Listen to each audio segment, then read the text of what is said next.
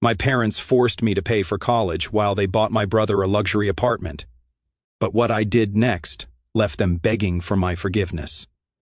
At 17, I was spending my weekends wiping down counters and making cappuccinos for customers at a cafe downtown. It wasn't the glamorous job I'd imagined, but it was mine. My parents, Greg and Susan, weren't thrilled about it though. To them, being a barista was a dead-end job, just a pit stop on the way to their real dream for me, law school. Greg was always going on about how lawyers were respected, how they had security, and how I'd be set for life. Susan backed him up with her favorite line, "Think of how proud we'd be, Leo. You'd make us the envy of everyone." It was never about what I wanted, it was always about them. They wanted to parade me around like some kind of trophy, Leo, the prestigious lawyer. The problem? I didn't even want to go to law school. I didn't dream of courtrooms or case law. I didn't care about debates or defending corporations. But in my family, what I wanted didn't matter. They saw my life as their personal project, and law school was the end goal, no ifs, ands, or buts. Meanwhile, my younger brother Caleb was living the dream, or rather, my parents' dream of having a golden child. Caleb was 4 years younger than me, and somehow he'd mastered the art of being their favorite without even trying. He didn't work, didn't stress, and somehow still managed to have everything handed to him. My parents would gush about how brilliant he was, even though his greatest accomplishment was convincing them to upgrade his phone every 6 months. It wasn't like I hated Caleb, at least not at first. He was my little brother, and I wanted to be supportive. But it was hard to ignore the favoritism. While I was juggling school and work, Caleb was living it up, coasting through high school without a care in the world. My parents bent over backward for him. When he struggled in math, they hired the best tutor in town. When he complained about his old car, they bought him a brand new Tesla Model 3. The Tesla, of course, became the centerpiece of their bragging rights. "Did you know Caleb is the youngest kid in his class to have a Tesla?" Susan would gush to her friends. "He's just so responsible." Responsible? Caleb didn't even know how to pump gas. I guess that didn't matter when your car ran on electricity. While all this was happening, I was scraping together whatever time and money I could to keep up with their demands for my future. Every time I'd come home from a long shift, Greg would remind me, "You've got to keep your grades up if you want a good law school to accept you." He acted like I had some kind of magical time machine that would let me work, study, and sleep all at once. It wasn't like I was slacking. I was pulling double shifts on the weekends and studying every night just to keep my GPA decent. But to them, anything less than perfection wasn't good enough. "Leo, you need to work harder," Susan would say, as if I wasn't already running on fumes. "This is your future we're talking about." I'd nod, grit my teeth, and get back to it. What else could I do? Saying no wasn't an option, not in my family. Disagreeing with Greg and Susan was like arguing with a brick wall, pointless and exhausting. They'd just guilt-trip me into submission, reminding me how much they'd sacrificed for me to succeed. But the truth was, their sacrifices weren't for me, they were for their image. Greg loved telling his coworkers about how his son was destined for law school. Susan lived for the compliments she got from her friends about how driven I was. They weren't supporting me, they were investing in their own egos. At first, I thought maybe I could make it work. Maybe I'd get through undergrad, get into law school, and find a way to carve out my own life. But the deeper I got into it, the more I realized that this wasn't my dream, it was theirs. And the more they pushed, the more I started to push back in my own quiet way. I stopped volunteering for extra credit projects at school. I started taking fewer shifts at the cafe, even though it meant stretching my budget to the breaking point. Caleb, of course, noticed none of this. He was too busy living in his own little bubble of privilege. He'd come home complaining about how his Tesla's touchscreen was too slow, or how his private tutor didn't get his learning style. My parents would jump to fix every little issue, acting like Caleb was some kind of fragile prince who couldn't possibly be inconvenienced. And while they were busy catering to Caleb's every whim, I was practically invisible. If I had a problem, it was brushed aside. "You're older, Leo," Greg would say. "You need to figure things out on your own." It was frustrating, sure, but I kept telling myself that if I just held on a little longer, things would get better. I'd get through college, go to law school, and eventually earn enough money to move out and start fresh. I clung to that hope like a lifeline, even though deep down I knew it wasn't realistic. The cracks were starting to show, but I didn't want to admit it, not yet. So, I kept my head down, grinding away at a future I didn't even want. And all the while, Caleb kept getting everything handed to him on a silver platter. I didn't hate him, not yet, but I could feel the resentment building little by little like a storm brewing on the horizon. Looking back, I wish I'd stood up for myself sooner, but at the time I couldn't see a way out. I was stuck in a cycle of obligation and guilt, trying to live up to expectations that were never mine to begin with. And the worst part? I wasn't even sure if I'd ever get the chance to break free. So one time, after a long day, a full morning of classes, an afternoon shift at the cafe, and an evening spent at the library attempting to make sense of tort law, by the time I finally got home, I was ready to collapse. I just wanted to eat, shower, and maybe stare at my phone until I passed out. Instead, I walked straight into the middle of a full-blown celebration in the kitchen. Greg and Susan were practically glowing, their smiles stretched so wide I was surprised their faces hadn't cracked. Caleb was lounging at the kitchen table, looking smug as usual, while my mom was pouring glasses of sparkling water like we'd won the lottery. "What's going on?" I asked, setting my bag down and eyeing the scene with suspicion. Susan turned to me, her eyes sparkling with excitement. "Oh, Leo, you're just in time. We've got some incredible news." I didn't even have time to guess before Greg jumped in. "We're giving Caleb a down payment for his dream apartment," he said, like it was the most casual thing in the world, as if this was just a standard milestone for every 18-year-old. I blinked. "Wait, what? A down payment?" "Isn't it amazing?" Susan gushed. "It's this gorgeous place downtown, right near all the trendy spots. It's perfect for Caleb. Plenty of space, beautiful view, modern amenities. He deserves it after all his hard work." Caleb smirked, clearly enjoying the attention. "Yeah, it's nice or whatever. The kitchen's kind of small, though." "Small?" I couldn't believe my ears. "You're getting a luxury apartment, and you're complaining about the kitchen?" "Leo," Susan said sharply, her smile fading into a frown, "don't start. This is a big moment for your brother. Be happy for him." "Happy?" I was barely keeping my head above water, working 2 jobs to scrape together enough for tuition, books, and gas. And Caleb was getting a down payment on a luxury apartment because he didn't like dorms. Greg, sensing my growing frustration, decided to chime in. "This is an investment, Leo. It's not just for Caleb, it's for the whole family. When he graduates and starts his career, this place will appreciate in value. It's smart planning." "Smart planning," I repeated, unable to keep the sarcasm out of my voice. "You're buying him an apartment because he doesn't want to live with roommates. That's not planning, that's spoiling him." Susan crossed her arms, her tone immediately defensive. "Leo, don't be so bitter. Caleb has worked hard for this. He's earned it." That made me laugh. "Earned it? How? By going to class? By asking for a new phone every 6 months? By being your favorite?" "Leo, that's enough," Greg said, his voice low and firm. "We're not going to turn this into a fight. Caleb deserves this, and it's not up for discussion."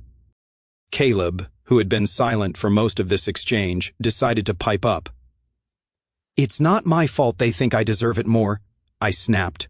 "Of course you don't think it's your fault. You've never had to work for anything in your life. You wouldn't know hard work if it hit you in the face." "Leo!" Susan's voice was sharp now, the kind of tone she reserved for when she thought I was out of line. "You need to stop this. Your brother has done nothing wrong and you should be happy for him. Support him?" I felt like I was in an alternate reality. "You want me to support him? Sure, I'll support him just like you've supported me, right?" "Oh wait, you haven't. Not once." Greg's face turned red.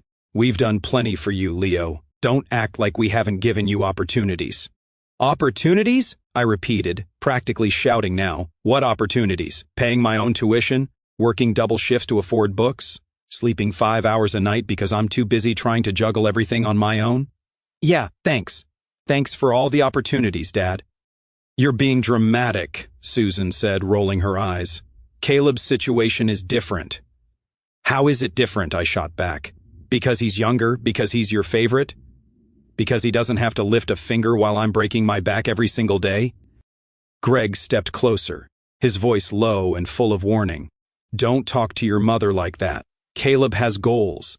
He's focused on school. He's doing what he's supposed to be doing. You should be taking notes." That did it. I slammed my hand down on the counter, making the glasses of sparkling water rattle. "You want me to take notes? Fine. Here's what I've learned. If you want anything in this family, you just have to be Caleb. That's the only lesson worth learning here." The room went silent for a moment. Nobody said anything. Caleb, of course, broke it with a dramatic sigh. This is why nobody wants to hang out with you, Leo. You're so negative all the time. I glared at him. Maybe it's because I don't have everything handed to me on a silver platter.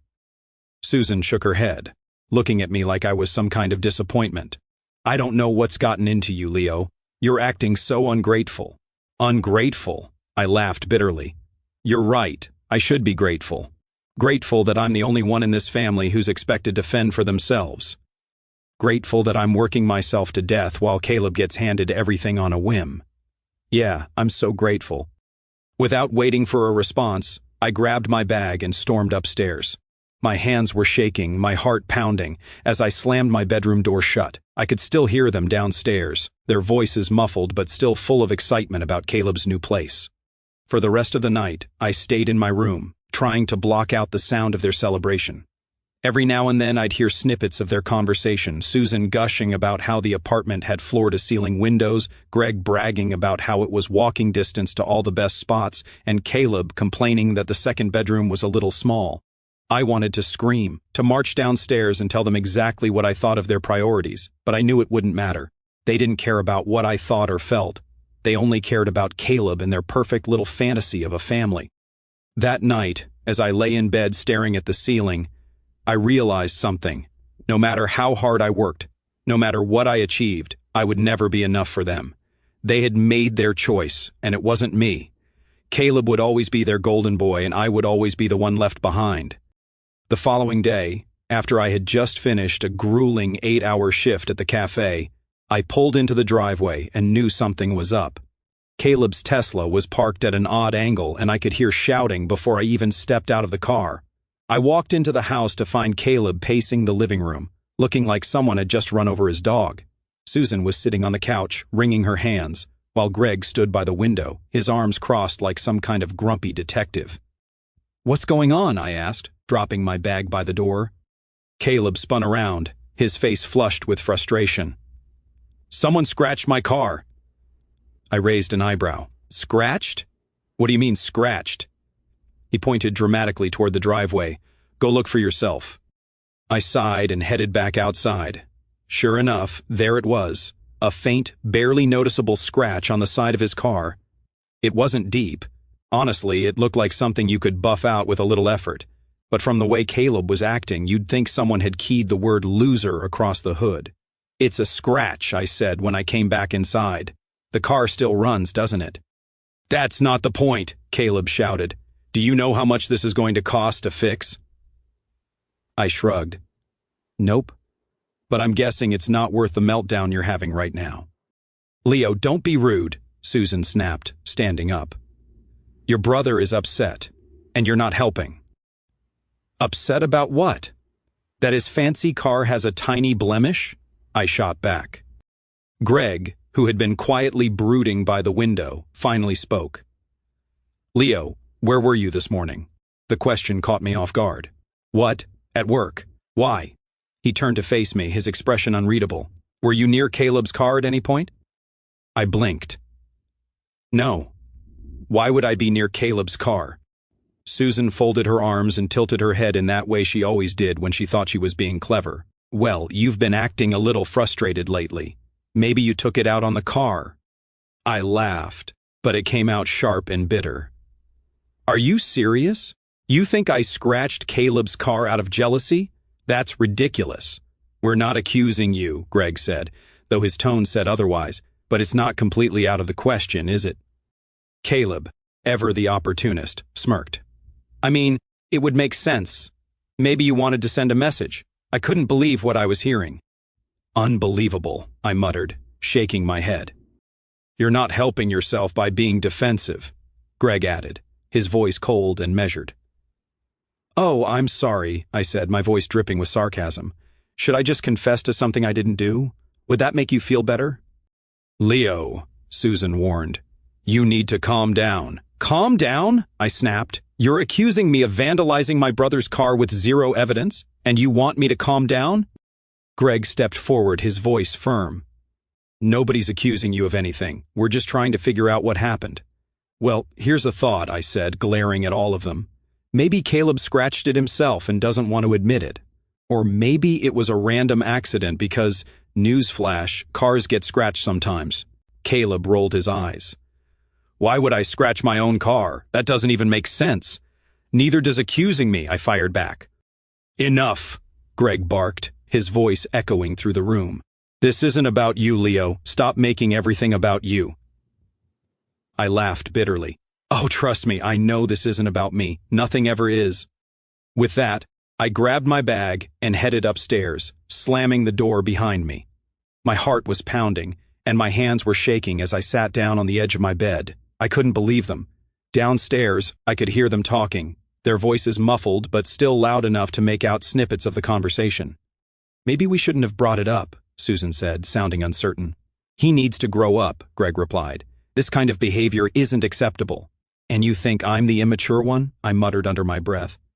For the rest of the evening, I stayed in my room, trying to block out the sound of Caleb whining about his car and my parents reassuring him that everything would be fine. Every now and then, I'd catch a bit of Susan gushing about how Caleb's Tesla was a symbol of how far he's come. I wanted to scream. How could they be so blind? Caleb wasn't responsible, he was spoiled. He didn't even know how to handle the slightest inconvenience without throwing a tantrum, and instead of calling him out on it, they just enabled him. After the Tesla fiasco, things at home were tense, to say the least. I could feel the weight of their eyes every time I entered a room, like they were waiting for me to confess to something I didn't do. Caleb, of course, was milking the situation for all it was worth. He made sure to loudly complain about the scratch whenever I was around, just to remind me, and anyone within earshot, that he was the victim. The air in the house was suffocating. Every conversation felt like a landmine waiting to explode, and I spent most of my time hiding in my room, but even that wasn't enough to escape the constant judgment. One evening, I was sitting at my desk when there was a knock at the door. Without waiting for an answer, Greg walked in, arms crossed. We need to talk, he said in his usual no-nonsense tone. I sighed and set my book down. What now? Greg didn't waste any time. Your professor called. He says you're not doing well in his class. Care to explain? I rubbed my temples, already exhausted by the conversation. I'm working full-time and trying to keep up with a full course load. It's a lot. You knew this was going to be hard, Greg said, as if that somehow made everything easier. If you want to get into law school, you need to take this seriously. No excuses, I repeated, feeling my frustration bubble to the surface. I'm doing everything I can, Dad. I'm working 2 jobs to pay for tuition because you won't help, and now you're telling me I'm not trying hard enough? You're not, he said flatly. If you were, your grades wouldn't be slipping. That was it, the last straw. I stood up, my chair scraping loudly against the floor. You don't get it, do you? You've never gotten it. I'm breaking my back to make this work, and all you care about is how it looks to your friends when I don't measure up. Watch your tone, Greg warned, his voice low and dangerous. No, you watch your tone, I shot back, finally letting all the pent-up anger out. You want me to be some perfect little lawyer so you can brag about it, but you don't care what it's doing to me. You never have. At that moment, Susan appeared in the doorway, her arms crossed. Leo, what's going on? Why are you yelling at your father? Because he doesn't listen, I exclaimed. None of you do. You're too busy worshiping Caleb to notice anything else. Susan frowned, her voice taking on that condescending tone I'd come to despise. Leo, this isn't about Caleb, it's about you. You're not meeting your potential, and we're worried about you. Worried about me? I laughed bitterly.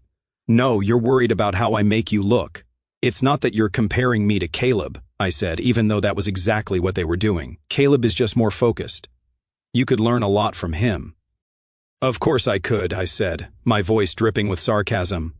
Everything he does is perfect, and everything I do is a disappointment. Leo, Greg said sharply, you're being dramatic. You need to stop blaming Caleb for your problems. I'm not blaming Caleb, I snapped. I'm blaming you. You're the ones who treat him like a king while I'm over here drowning. And the worst part?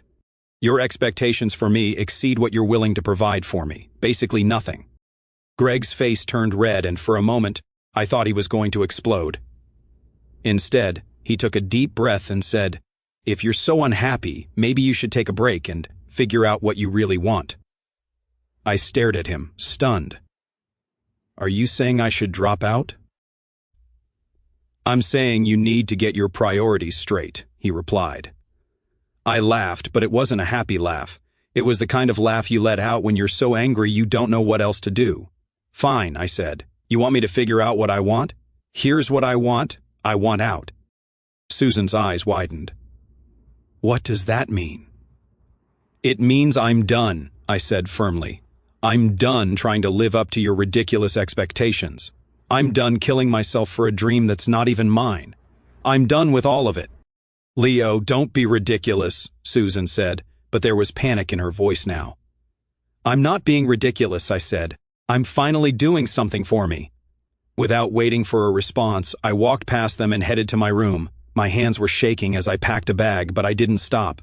I couldn't. I knew if I stayed a second longer, I'd be sucked back into their world of guilt and obligation. When I was done, I left a note on the kitchen table. I need space. Don't contact me. The night I left felt surreal, like I was watching someone else's life unfold. I had no plan, no clear idea of what to do next, and nowhere to go. My phone buzzed a few times with missed calls from Susan, but I ignored them. I wasn't ready for another guilt trip. I just walked, my duffel bag slung over my shoulder, until I found myself outside the cafe where I worked. Mark, one of my coworkers, was locking up for the night. He looked up and raised an eyebrow. Leo, what are you doing out here? You're not on shift, are you? No, I said, my voice flat. I just needed somewhere to go. Mark studied me for a moment, then nodded. You want to crash at my place? I blinked. Seriously? Yeah, man, I've got a couch. It's lumpy, but it beats wandering around all night. It wasn't exactly a 5-star offer, but I was in no position to be picky. Thanks, I said quietly. Mark's apartment was a small, cluttered space above a laundromat. The couch he'd mentioned was in fact incredibly lumpy, but it felt like a lifeline. That first night, as I lay there staring at the cracked ceiling, I felt a strange mix of fear and relief. I didn't know what the next day would bring, but for the first time, I wasn't tied down by my parents' expectations. The next few weeks were a blur of survival. I picked up extra shifts at the cafe, trying to save enough for my own place. Mark was generous, letting me crash on his couch without asking for anything in return, but I knew I couldn't stay there forever. It was during one of those extra shifts that I ran into Aaron. We hadn't seen each other since high school, and he looked different, more confident, like someone who had figured out what they wanted in life. He ordered a black coffee, and when he recognized me behind the counter, his face lit up. Leo, man, it's been forever. Yeah, no kidding, I said, handing him his coffee. How have you been? Good, he said, leaning on the counter. I'm doing graphic design and photography now, freelance mostly. What about you? I hesitated. Just working here and figuring things out. Aaron nodded, like he understood, but there was a glimmer of curiosity in his eyes. You ever think about doing something creative? I laughed. Me? Nah, I don't have an artistic bone in my body. You'd be surprised, he said with a grin. Why don't you come by one of my shoots sometime? See what it's all about. I wasn't sure if he was serious, but a part of me was intrigued. Sure, I said finally. Why not? A few days later, I met Aaron at a small studio he'd rented for a photo shoot. The space was cluttered with backdrops and props, and Aaron was moving around with an energy that was almost contagious. Here, he said, handing me a camera. Help me set up. I don't know anything about photography, I admitted, holding the camera like it might bite me. You'll learn, Aaron said, flashing a grin. Over the next few hours, I watched Aaron work. He had a way of making everything look effortless, whether he was adjusting the lighting or directing the model. I even tried taking a few shots myself, and while they weren't exactly masterpieces, Aaron didn't seem to mind. You've got a good eye, he said at one point, nodding at the camera. I laughed. I think you're just being nice. No, seriously, he insisted. You've got potential. If you're interested, I can teach you some basics. I hesitated. The idea of learning something new, something completely unrelated to law school or my parents' expectations, felt liberating. Yeah, I said finally, I'd like that. Over the next few weeks, Aaron became a sort of mentor. He taught me how to use Photoshop, how to frame a shot, how to work with clients. It was a steep learning curve, but for the first time in a long time, I felt excited about what I was doing.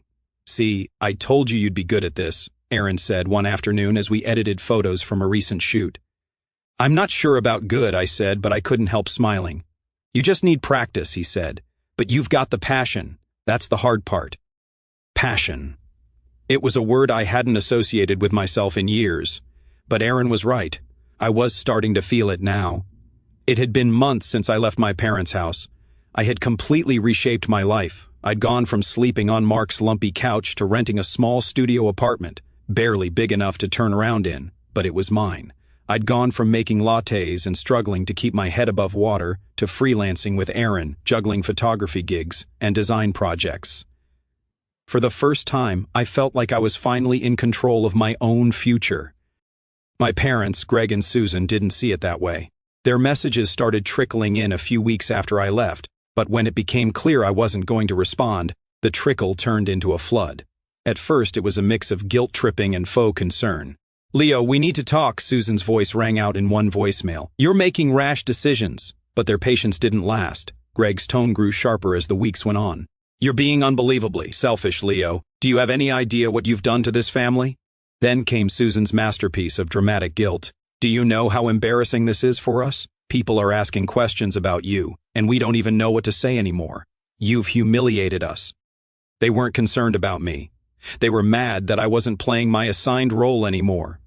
Without me, the son they could brag about, their picture-perfect family narrative was falling apart.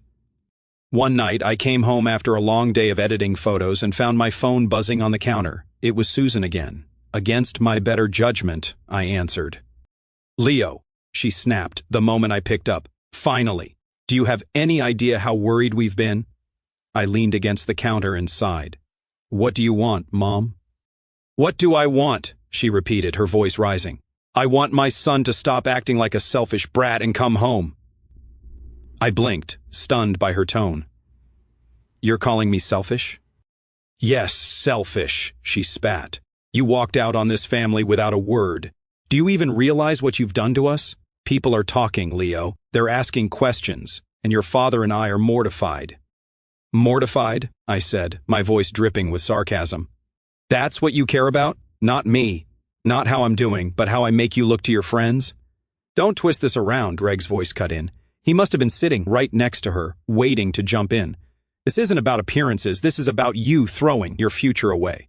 You had everything lined up, a bright path ahead of you, and you ruined it because you couldn't handle a little hard work." I let out a bitter laugh. "Hard work? You think I left because I couldn't handle hard work? I've been busting my ass for years, working jobs, paying for school, doing everything I could to live up to your impossible expectations. And for what? So you could ignore me while handing everything to Caleb?" "Leave your brother out of this," Greg barked. "Caleb works hard and earns what he gets." I laughed again, this time louder. "Earns it? He gets a down payment and a Tesla just for existing. Meanwhile, I was working double shifts just to afford my books. Yeah, sounds earned to me." Susan cut in, her voice sharp and condescending. "Leo, this bitterness doesn't suit you. Caleb is focused. He has goals. You could learn a lot from him." "I don't need to learn anything from Caleb," I snapped. "What I've learned is that no matter how hard I work, no matter what I achieve, it'll never be enough for you. You've made that perfectly clear." "You're acting like a child," Greg said, his voice full of anger now. "Your brother is thriving, and you're over here throwing a tantrum because you're jealous." "Jealous?" I shot back. "I'm not jealous. I'm disgusted. Disgusted that you can't see how blatantly you've favored him his whole life. Disgusted that you've never once supported me the way you support him. And disgusted that you're still trying to gaslight me into thinking I'm the problem." "Leo, how dare you speak to us that way?" Susan said, her voice trembling with fury. "Your father and I have done nothing but sacrifice for you, and this is how you repay us? You're an embarrassment." Greg's voice turned harsh and commanding. "You need to fix this, Leo. You need to stop this ridiculous rebellion, come home, and go back to law school. This little experiment of yours is going to ruin your life." I took a deep breath, forcing myself to stay calm.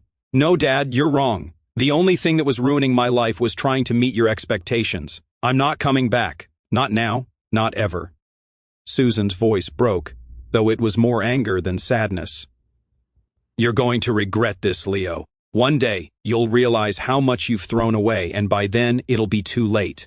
"No," I said firmly. "The only thing I'll regret is wasting so much of my life trying to please you. This conversation is over. Don't call me again. and then I hung up and blocked their numbers. For a few minutes, I just stood there, staring at the phone in my hand. My heart was pounding, my hands were shaking, but I didn't feel sad. I didn't feel guilty. I felt free. Cutting ties with them wasn't easy. They were my parents, and some part of me had always hoped that one day they'd see me, really see me, for who I was. But that wasn't going to happen. Greg and Susan were too wrapped up in their own egos, too blinded by their favoritism toward Caleb, to ever truly understand or support me. In the days that followed, their absence was like a weight lifted off my shoulders. The constant judgment, the endless comparisons, the impossible expectations, they were all gone. One evening, as I sat in my tiny apartment editing photos, I realized something. I didn't miss them. Not Greg, not Susan, not Caleb. Cutting ties with them wasn't just about escaping their control. It was about choosing myself for the first time in my life. And for once, I wasn't afraid. I didn't need their approval. I didn't need their validation. I was finally free to live life on my own terms, and that was more than enough.